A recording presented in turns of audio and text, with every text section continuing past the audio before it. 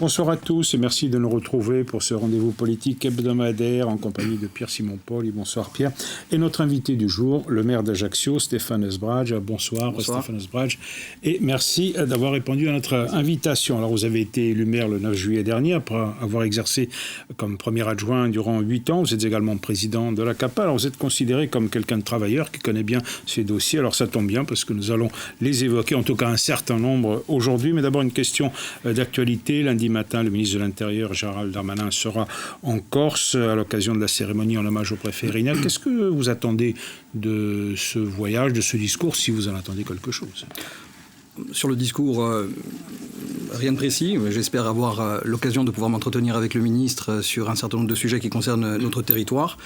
Des sujets très importants, très structurants, comme la DSP sur le gaz, comme les projets PTIC sur lesquels nous sommes en attente et qui sont d'intérêt général très fort pour notre territoire et qui pourra apporter un certain nombre de réponses sur ces sujets.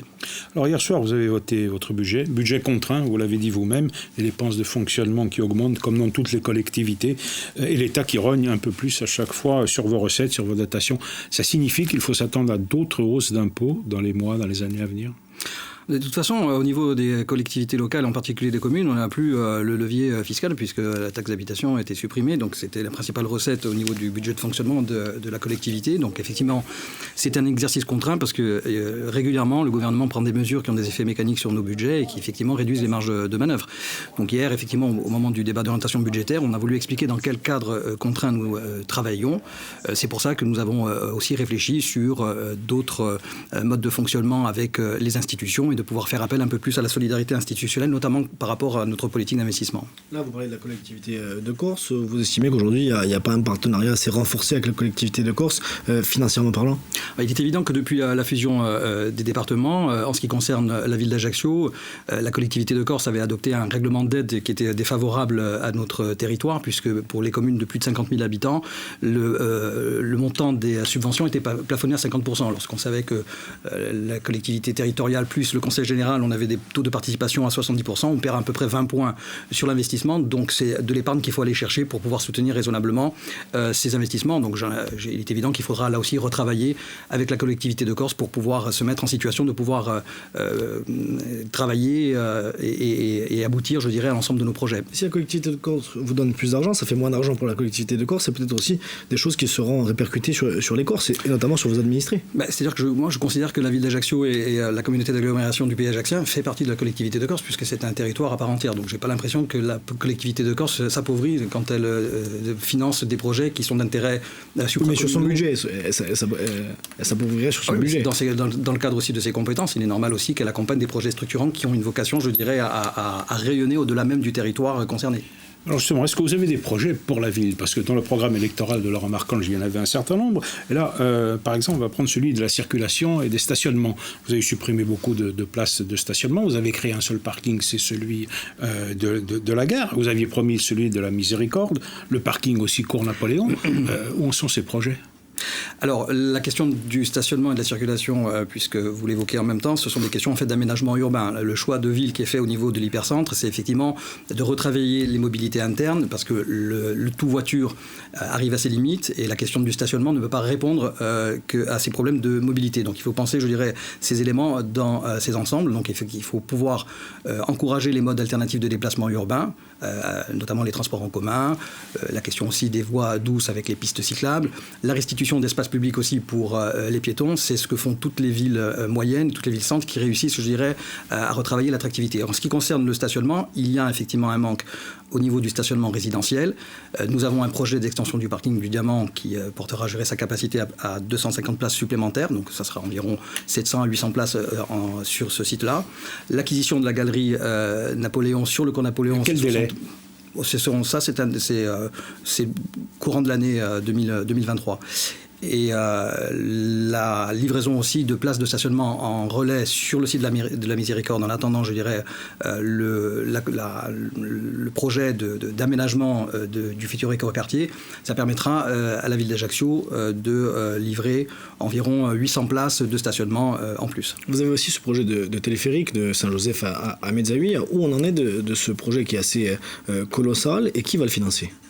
Alors, c'est un financement exceptionnel au titre du PTIC. Vous l'avez signé, ce financement ? La phase 1 est engagée puisque c'est la phase étude, et la phase 2 est en cours de rédaction. Il n'y a pas de contrat signé avec l'État concernant le PTIC Ajaccio. Il n'y en a aucun pour l'instant. Il y a une lettre d'intention qui a été signée avec le large, mais aucun contrat d'engagement clair. Il y a le contrat d'engagement sur le volet études concernant c'est la phase préalable.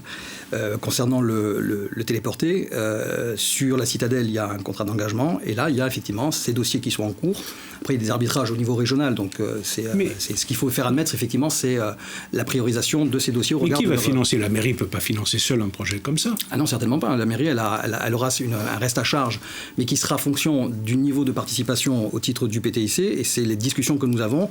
C'est la raison pour laquelle j'espère que le ministre, d'une part, et le préfet, puisque nous avons une réunion la semaine prochaine aussi à ce sujet, apporteront des éléments de réponse concrets pour que nous puissions effectivement apprécier le niveau de participation qui sera sollicité au niveau communal. Pas uniquement qu'au niveau communal d'ailleurs. Mais selon vous, ce projet téléphérique, il ira au bout ? Oui, bien sûr. Sur l'hôpital ?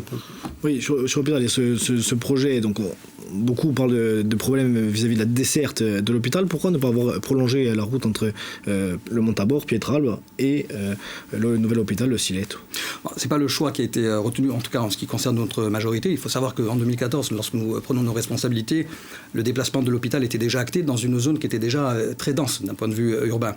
Donc, quand on a réfléchi sur la mise en place en fait d'un téléphérique, on n'était pas dans une réflexion de substitution aux voies d'accès routières, mais plutôt dans un mode alternatif qui viendrait en complément dans une zone qui est déjà très densifiée et qui a vocation encore à se développer.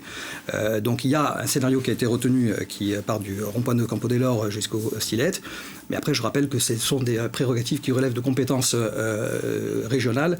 Oui, mais là, pourquoi vous ne voulez pas ouvrir cette route ? Il y a 400 ou 500 mètres maximum, ça ne coûte pas 30 millions d'euros comme un téléphérique, et l'accès est facile. Alors le téléphérique, contrairement à ce qu'on croit, déjà est financé de manière exceptionnelle. Ensuite, il y a une participation au titre de... Alors ça, il faut attendre les financements. Vous avez raison, mais je n'imagine pas l'inverse. Et il y a une participation aussi au titre de l'usager, parce que c'est l'usager qui paye aussi ses transports. En ce qui concerne les accès routiers, il y a moins d'impact environnemental. Je rappelle que les téléphériques, ça rentre quand même dans une démarche de transition écologique que l'on retrouve par ailleurs. Il y a d'autres villes comme Brest notamment qui ont initié ce genre de transport. Et puis il faut pouvoir se projeter aussi dans l'avenir. On est aussi sur un territoire qui va se développer, donc voilà, ça sera de toute manière un mode de déplacement qui viendra en plus. Je rappelle également qu'il y a un pôle multimodal à l'entrée de cette ville, parce que c'est 40 000 voitures jour qui rentrent sur Ajaccio. Ça nous permettra aussi de retravailler, je dirais, l'entrée de ville. Et puis il y a aussi la création d'un parc urbain à Saint-Joseph, et qui sera, je dirais, une façon de restituer un espace très important aux Ajacciens. Question sur cet hôpital donc, qui a été inauguré, qui est flambant neuf. On imagine votre satisfaction. Est-ce que vous n'avez pas des inquiétudes concernant l'offre de soins en centre-ville aujourd'hui pour les Ajacciens? On aura la clinique qui sera au niveau de la Rocade et l'hôpital au Silette. Est-ce que vous n'avez pas ces inquiétudes-là? Oui, bien sûr. C'est pas anodin, effectivement, quand on a un ensemble sanitaire qui se déplace sur une partie est.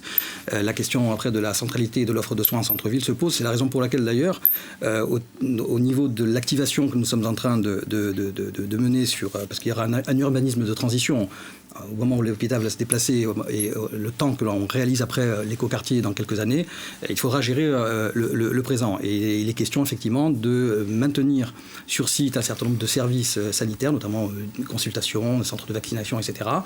Il y a l'IRM qui reste pour l'instant sur le site. Et puis il faudra effectivement réfléchir sur une offre sanitaire ou médico-sociale en centre-ville, parce qu'il y aura un problème d'équilibre territorial à ce sujet, c'est évident. Alors, il y a un autre sujet de préoccupation, c'est celui du gaz. Engie, qui est le distributeur à Ajaccio, menace de se retirer d'ici juillet si un accord n'est pas conclu avec vous. Je crois qu'il y a un reliquat de 530 000 euros, il me semble peut-être même un peu plus. Vous refusez de payer cette somme. L'État, lui, dit qu'il ne veut pas se substituer à vous, puisqu'il n'est pas partie prenante du dossier. S'il n'y a pas d'accord avec Engie, il n'y aura plus de gaz pour 45 000 usagers à Ajaccio. Ça vous paraît possible, ça ? C'est un risque théorique aujourd'hui qui existe.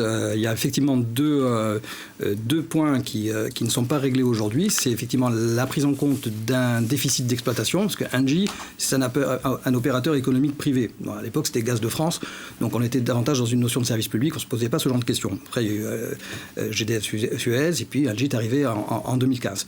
Et en 2015, la réflexion, elle est comptable. Et donc cette transition-là, elle aurait dû être anticipée, notamment par l'État, parce qu'on savait très bien, dans une zone déconnectée, que ce problème-là allait se poser. Et pourquoi il n'y a plus d'accord? Parce que je crois que le contrat s'est arrêté en 92-93 et depuis on n'a rien fait. Oui, on a tacitement reconduit en fait l'exploitation et la distribution du gaz parce qu'il ne pouvait pas stopper. Donc on n'a pas été dans une culture de l'anticipation. Aujourd'hui, on arrive au bout de l'exercice, si j'ose dire, mais il y a cette partie de la prise en compte des déficits d'exploitation. Nous, on a refusé en fait cette participation parce qu'il s'agissait après pour le contribuable ajaccien de signer un chèque en blanc chaque année pendant 25 ans quand on sait que le déficit cumulé sur les 25 prochaines années, c'est 360 millions d'euros. Donc moi, je ne me voyais pas arriver devant le conseil municipal et dire aux Ajacciens que chaque année, à la fin de l'année, on allait délibérer que ça allait être 700 000, 1 500 000 de prise en compte du déficit. Donc ça, c'était quelque chose qu'il fallait prendre de manière anticipée parce qu'on est dans une gestion exorbitante du droit commun. Et puis il y a un autre problème qui concerne davantage une discussion entre l'État et Engie, c'est la valeur en fait des biens de retour, parce qu'Engie a réalisé beaucoup d'investissements à la demande de l'État. Et il y a un différentiel d'appréciation en fait en termes de il est important valeur. D'ailleurs. Il est très important parce que en fait Engie estime que ses valeurs actives c'est 110 millions d'euros dans ses comptes et l'État applique une réfaction quadriennale qui porte la valeur à 70 000 euros, donc balle au centre. Et qu'est-ce qui peut se passer alors d'ici juillet ? Est-ce que vous allez payer finalement en partie? Ça va être une négociation. C'est une discussion qu'il faut avoir au niveau de l'État. Nous, en fait, il y a des sujets. En fait, la question de la prise en compte des valeurs actives. Bon, pensez bien que la ville d'Ajaccio ne peut pas absorber. Je veux dire, c'est le budget de la ville pour vous donner un ordre d'idée. Donc, elle ne peut pas l'absorber. Donc, on est bien dans des discussions de transition écologique qui n'ont pas été anticipées, et c'est des discussions qui doivent être prises au niveau de l'État. On va parler d'un autre sujet, tout autre sujet, mais qui vous tient à cœur, c'est la culture. Où en sont les projets portés par la mairie? On avait annoncé la rénovation du Calisté notamment et la création d'un théâtre de 800 places. Où on en est, c'est abandonné ou c'est toujours dans les tuyaux? Alors la question de la création d'un lieu de spectacle dédié au théâtre est toujours dans les projets villes. Donc aujourd'hui, il y a depuis l'étude du Calisté. Le Calisté, c'est un bien qui appartient à la ville. Donc il était normal de se poser la question de sa destination. Entre-temps, il y a eu des choses qui ont bougé, notamment la reprise de l'Empire qui va permettre en fait rapidement de pouvoir donner à la ville d'Ajaccio un lieu de spectacle et donc recréer comme ça une habitude de spectacle. Et nous réfléchissons dans le cadre du projet urbain, notamment sur la partie ouest de la ville, à un équipement de théâtre qui sera plus important mais qui s'inscrira donc sur le Calisté, c'est abandonné. Sur le théâtre, oui, c'est assez compliqué parce qu'il y a eu en plus des choses qui n'ont pas été réalisées et qui étaient importantes pour l'équilibre du projet. Donc on passe sur autre chose. Bon, par ailleurs, on a une politique culturelle qui est quand même très ambitieuse sur le territoire puisqu'on est sur une offre maillée d'équipements structurels avec notamment le conservatoire de musique Henri Thomaz qui sera intégré dans un lieu qui fera l'objet là aussi d'un aménagement au titre d'un futur écoquartier. Donc voilà, on a une politique quand même culturelle qui est ambitieuse mais qui là aussi souffre parfois d'un accompagnement structurel important. Alors il y a aujourd'hui sur la rocade un immeuble qui menace de s'effondrer, c'est celui du patio. Alors vous n'êtes pas responsable du chantier, ça c'est sûr, mais vous êtes aussi concerné. Alors on vous reproche notamment d'avoir délivré un permis de construire au mois de septembre, après les intempéries de cet été, après la tempête du mois d'août, qui avait entraîné d'ailleurs un éboulement. Pourquoi est-ce que vous avez donné un permis de construire pour l'extension de ce... Alors, si vous faites allusion au fait qu'il pourrait y avoir un lien de causalité entre la délivrance du permis de construire et ce qui s'est passé, je ne pense pas que ce soit le cas. Je pense que la ville, lorsqu'elle délivre un permis de construire, elle ne va pas, elle, choisir l'entreprise, l'architecte et participer après aux réunions de chantier chaque semaine. Les diagnostics qui ont été réalisés, les expertises qui ont été réalisées montrent bien qu'il y a des niveaux de responsabilité qui ont été identifiés et chez les promoteurs et les propriétaires. La ville, elle a rempli, je dirais, ses obligations. Elle a pris un arrêté pour sécuriser l'accès et elle est aujourd'hui dans une démarche d'accompagnement des locataires qui ont subi, je dirais, des événements qui sont très traumatisants pendant les fêtes, de devoir quitter leur logement, et on a tout de suite réagi, je dirais, sur un plan d'accompagnement social, et on essaie aujourd'hui de trouver des solutions pour prouver ils vont pouvoir être relogés rapidement, en tout cas, ou ils vont retrouver leur logement rapidement? Rapidement, je ne peux pas vous répondre là-dessus parce qu'il y a des expertises complémentaires supplémentaires qui sont demandés dans le cadre du diagnostic qui a été rendu, des diagnostics d'ailleurs qui attestent que la ville a bien fait de sécuriser l'accès aux patios. Nous, ce qu'on fait aujourd'hui, c'est qu'on gère l'urgence, à savoir il y a des personnes qui n'ont pas de logement. Donc il faut essayer de trouver des logements à titre transitoire. On a écrit aussi aux agences immobilières et aux concessionnaires, parce que ces personnes aussi sont privées aussi de leurs biens meubles, en l'occurrence leur voiture. Donc on essaie d'être vraiment dans une mesure d'accompagnement parce que c'est un épisode très traumatisant et on comprend que ces personnes soient en colère. On sait les problèmes avec ce promoteur, qui est M. Hamann. Il y a cette affaire du patio, il y a le problème aussi des villas. Le tribunal administratif de Bastia vous a enjoint de saisir la justice afin de tirer les conséquences du jugement. C'est écrit dans le jugement du TA. Est-ce que vous avez saisi la justice ? Nous, on n'a pas fait appel déjà de la procédure qui a eu lieu. Voilà, la réponse du magistrat a été claire sur le sujet. Aujourd'hui, nous sommes en train de discuter entre les avocats des consorts Hamann et les avocats de la ville sur le dépôt d'un permis de démolir pour se mettre totalement en conformité. Donc, il n'y a pas de discussion sur les injonctions. Mais la justice n'est pas encore saisie. Non, mais il y a des discussions pour mettre en fait la situation, je dirais, en régularité par rapport à ce qui a été prescrit judiciairement. Mais quels sont les rapports entre Hamann et la municipalité ? Là, ça fait beaucoup de choses, le patio, l'histoire des villas. C'est des rapports, il n'y a aucun rapport particulier. Quand ils font des demandes de permis, c'est qu'ils sont traités comme des citoyens lambda. Mais il n'y a pas que, vous savez, des problèmes de ce type-là. Il y a pas, là, on en parle parce que ça fait l'actualité visiblement, mais voilà, en matière d'urbanisme, c'est pas toujours simple. Alors, dans les vœux de fin d'année, le président de l'exécutif de Corse a évoqué des menaces. Alors, on a compris que ça le concernait dans l'exercice de ses fonctions. Vous aussi, vous avez été menacé dans l'exercice de vos fonctions. Est-ce que vous êtes là, à la municipalité d'Ajaccio, comme d'autres collectivités, sous la pression de bandes ou d'individus ? Écoutez, en ce qui me concerne, non. Après, vous avez reçu des menaces. Oui, j'ai reçu des menaces, mais vous avez vu dans quel dossier, c'était au sujet d'une décision que nous avons prise à l'unanimité en conseil municipal sur le fait de ne pas maintenir une activité aquacole sur un site protégé. Bon, ça a débouché sur une menace. Mais je pense après que lorsqu'on a des responsabilités, qu'on a amené à prendre des décisions, ça fait des insatisfaits et c'est exprimé de manière parfois un peu violente. Bon, moi, j'ai porté plainte et j'ai voulu que ça se diffuse parce que je ne voulais pas banaliser. Et c'est pas normal qu'un élu ou qui que ce soit d'ailleurs subisse des menaces dans l'exercice de ses fonctions. Mais ça a été la seule fois où ça a été le cas pour vous Oui, mais bon, je suis maire depuis 6 mois. Oui, vous avez dit premier adjoint, vous auriez pu aussi. Non, très honnêtement, mais même avec Laurent Marcangel, on n'a jamais été dans cette situation de... Après, on va dire que c'est un rapport de force naturel. Oui. On va parler d'un autre sujet, le sujet des déchets. Apparemment, les choses ont l'air de se décanter. Il était temps. Une réunion a eu lieu en préfecture le 24 janvier. Un centre de tuyauterie a été acté à Monte, en Haute-Corse, et un à Ajaccio. Il sera implanté où à Ajaccio, sur la commune d'Ajaccio ?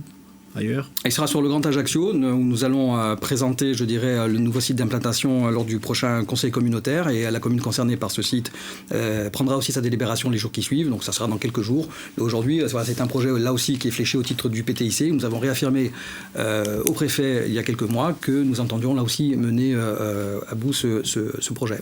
Vous avez parlé du Grand Ajaccio, moi j'avais une question sur la place d'Ajaccio, justement dans ce Grand Ajaccio. Il y a beaucoup d'entreprises, il y a aussi beaucoup de gens qui d'Ajaccio, même si Ajaccio gagne en démographie, pour aller s'installer par exemple dans d'autres communes voisines comme Sarola ou des communes voisines d'Ajaccio, des activités professionnelles aussi, le marché de Noël de Sarola qui a beaucoup marché, qui a peut-être pris des clients au marché de Noël d'Ajaccio. Est-ce que cela, ça vous inquiète de voir des communes qui sont autour d'Ajaccio qui commencent à avoir autant de succès? Est-ce qu'il y a une concurrence? Non, au contraire, je trouve que c'est une complémentarité. Moi, je ne m'offusque pas de voir des activités se développer dans la ceinture ajaxienne, d'autant que c'est le pays ajaxien. Vous n'avez pas peur que ça prenne quand même des parts de marché à Ajaccio? Non, mais au contraire, c'est une occasion. Moi, j'appelle ça un avantage concurrentiel, en fait. Ça permet effectivement de se remettre en question aussi, d'avoir une offre diversifiée sur un territoire plus important. Donc moi, je vois ça plutôt comme une richesse. Eh bien, ce sera là votre mot de la fin. Merci beaucoup, Stéphane Sbragia, d'avoir répondu à nos questions. Il y a beaucoup d'autres sujets que nous n'avons pas pu évoquer faute de temps. Je pense en particulier à la Citadelle, mais ce sera à l'occasion d'une prochaine émission, peut-être un contraste d'ailleurs. Voilà. Pierre, merci à vous également. Nous vous laissons maintenant en compagnie de votre journal présenté par Marianne Romani. Buonasera a tutti.